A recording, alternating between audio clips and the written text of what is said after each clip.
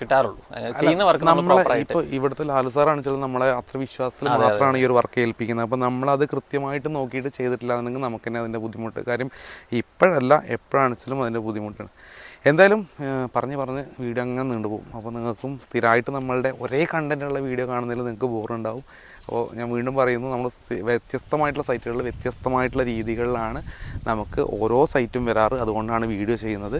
അതുപോലെ നമ്മുടെ ഓരോ വീഡിയോയുടെ താഴെയും കമൻറ്റ് റേറ്റ് ചോദിച്ച് കമൻറ്റ് ചെയ്യാറുണ്ട്. റേറ്റ് നമുക്ക് ഒരിക്കലും പറയാൻ പറ്റില്ല. കാര്യം ഈ ഒരു സൈറ്റിൽ കാണുന്ന പോലെ ആയിരിക്കില്ല മറ്റൊരു സൈറ്റിൽ വരിക.